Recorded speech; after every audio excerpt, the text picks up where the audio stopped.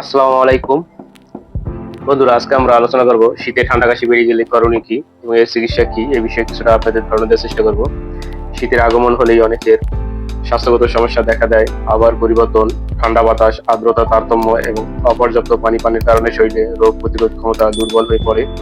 ফলে সর্দি কাশি, ঠান্ডা এবং জ্বর, শুষ্ক ত্বক, শ্বাসকষ্ট, হজমের সমস্যা ঝুঁকি বেড়ে যায়। চিকিৎসকদের মতে শীতকালে অসুস্থতা এড়াতে দৈনন্দিন অভ্যাসের কিছু পরিবর্তন আনলেই পুরো মৌসুমে সুস্থ থাকা সম্ভব। আসুন জেনে নেওয়া যাক শীতে সর্দি কাশি বেড়ে গেলে করণীয় কি এবং মুক্তির কি কি উপায়। 1 নাম্বার, শীতের পোশাক পরিধান করা, পর্যাপ্ত ঘুম বা বিশ্রাম নেওয়া, হাঁচি কাশির সময় নাক মুখ টিস্যু দিয়ে ঢেকে রাখা, এই সময় একটু উষ্ণ পরিবেশে থাকা, যতটা সম্ভব ঘরের দরজা জানলা বন্ধ রাখা। সর্দি কাশিতেই গলা ব্যথা থাকে, তাই হালকা গরমে পানিতে লবণ দিয়ে গরগল করা। সর্দি জ্বর থেকে বাঁচতে মৌসুমী ফল, শাকসবজি ও ভিটামিন সি যুক্ত খাবার খাওয়া। যদি কাশি দীর্ঘস্থায়ী বা শ্বাসকষ্ট হয় তবে অবশ্যই চিকিৎসকের পরামর্শ নেওয়া উচিত।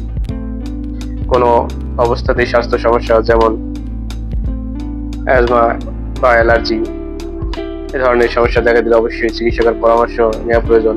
বন্ধুরা, এই ধরনের ইনফরমেটিভ ভিডিও পেতে চাইলে অবশ্যই আমাদের চ্যানেলটা সাবস্ক্রাইব করে পাশে থাকা বেল আইকনটা অন নোটিফিকেশন বার দিয়ে রাখতে পারেন। আর কোন ধরনের ভিডিও পেতে চান অবশ্যই কমেন্ট করে জানাতে পারেন। আপনাদের প্রতিটা কমেন্টটি মনোযোগ সহকারে পড়ার চেষ্টা করি এবং উত্তর দেওয়ার চেষ্টা করি।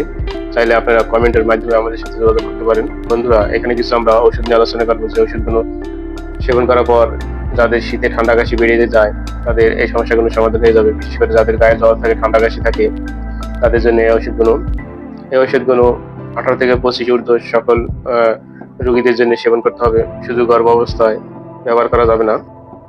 এখানে ট্যাবলেট ইভো পাঁচশো একটা করে দিন 2 বার 7 দিন সেবন করতে হবে। ট্যাবলেট ট্রুপো একটা করে প্রতিদিন 7 দিন সেবন করতে হবে।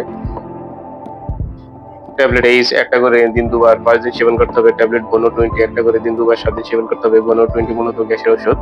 ট্যাবলেট সিবিট একটা করে 3 বার 5 দিন সেবন করতে হবে।